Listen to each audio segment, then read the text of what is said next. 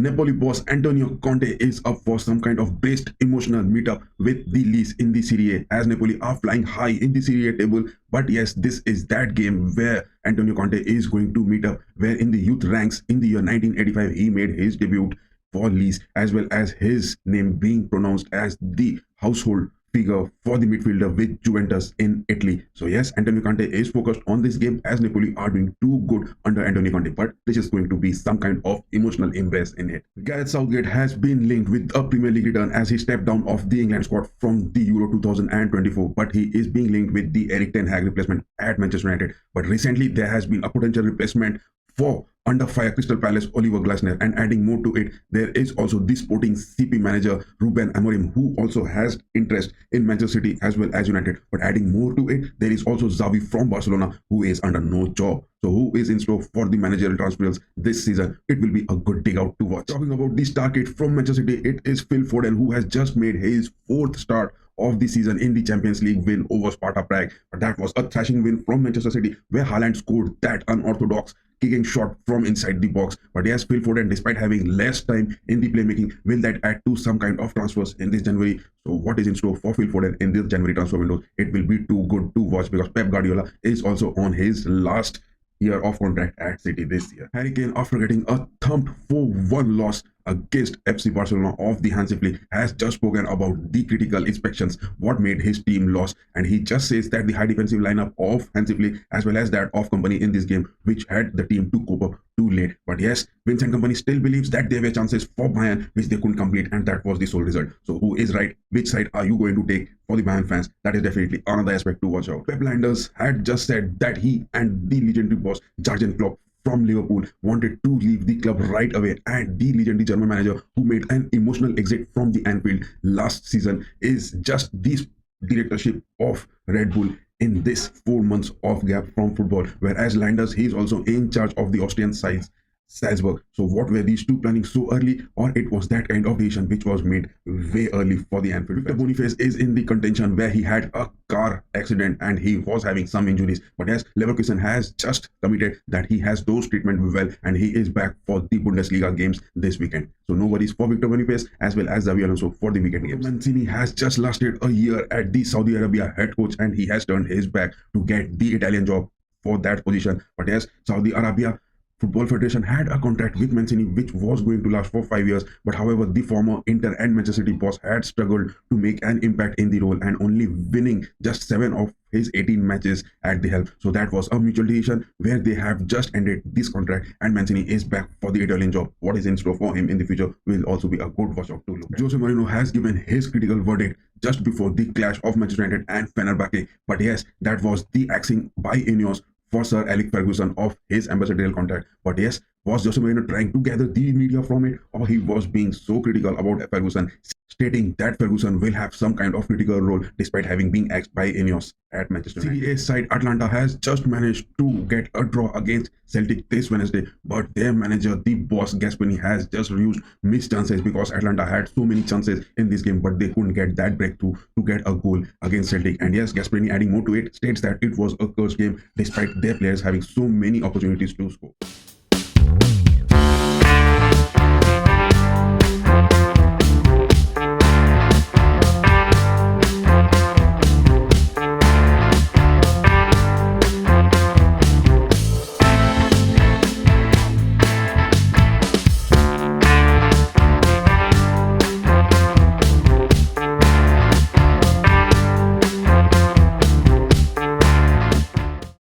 Welcome back to another episode with FC RAMSAY, and the talk of the town is that Manchester United had travelled to Istanbul to face Fenerbahce as well as their previous manager Jose Mourinho, who is in charge of Fenerbahce. But yes, Fenerbahce, despite having some low performances in their own league, having lost to Galatasaray the previous match, but yes, they had a match in the Europa League round 3, the match day 3, and there is a feast of narratives to said about this. The Deuce had made that Fenerbahce was going to face Manchester United, but that was uncriminally departed Old Trafford in the year 2019, and Mourinho has since taken jobs at Tottenham as well as Roma. But yes, winning silverware with the latter in form of the Conference League is also a bit a point to add for Mourinho. But yes, the Portuguese icon has been appointed by Fenerbahce, and he has also stated that he is going to take the new managerial job in the English Premier League, where the teams are not playing for any silverware after his 2 years contract at Fenerbahce is going to get terminated. But as Erik Ten Hag, being the most critical manager of this season as well as the previous season, has just very first time on the Thursday aimed to build a squad which can get past Fenerbahce. And yes, Jose Mourinho, despite getting a red card and sitting in the stands, he had to just witness the United fixture in the league phase table as well, and the hosts are 13th with 4 points behind Union Saint Gillois in the match day one. But yes, talking more to it about the stats, when Rooney was on the score sheet last time Manchester United had faced Fenerbahce, and they had only scored a late consolation goal in the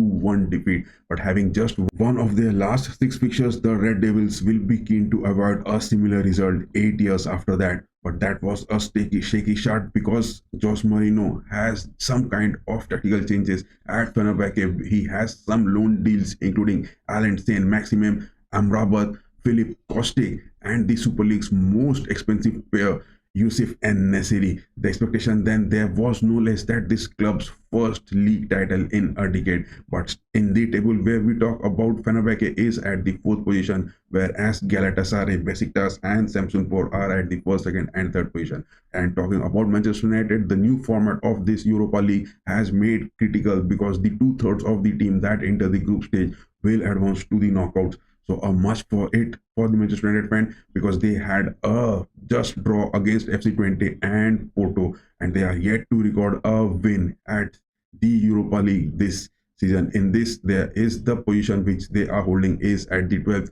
whereas Fenerbahce are at the 4th position. So that was it, and Jose Mourinho has sarcastic the branded referee Clement Turpin, who just showed him the red card. Just look at what he said after the press report. You've just been in, I think, to see the referees. What did they say? He told me something incredible.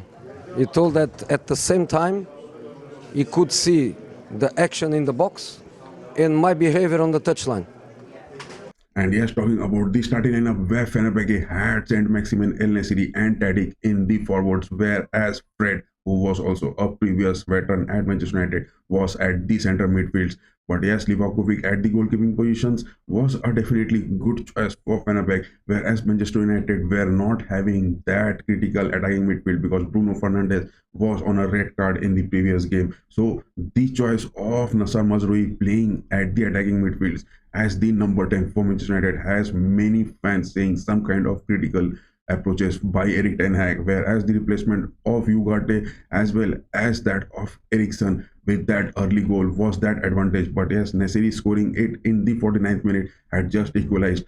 After the super subs coming into the gameplay, there were not much opportunities which can be seen by Manchester United. And yes, Jose Mourinho, as he was sent to the stands, and Fenerbahce team fought well with a 1-1 draw. But yes, there was expectations that Jose Mourinho needed a win out of this game, and he has slammed that penalty decision after that red card in the Manchester United draw, because he says that the referee, who is having just 2 eyes in front of him, how can he have a look at what is happening at the bench as well as the things happening inside the box. So a much critical aspect that was, as well as Nassar Mazraoui playing at the number 10 position, was also too critical for Erik Ten Hag. Why didn't he have many opportunities to play for the players which can be done? So that was it for this episode. We will be back with the upcoming clashes where there are matches to be played this weekend. And yes, Manchester City facing Southampton will be our live watch along, as well as the Sunday clash, the epic clash of Real Madrid and Barcelona. So are Barcelona going to get that again upset victory over Madrid as they did against Bayern Munich? It will be also a good watch to look about. And yes, the Arsenal and Liverpool clash this weekend coming on will also add more glory to the football fans to talk about and to have something to ponder. So yes, do stay tuned to FC Ramsay. Do hit, do like, do share, and do subscribe. Bye bye guys. Keep bullying.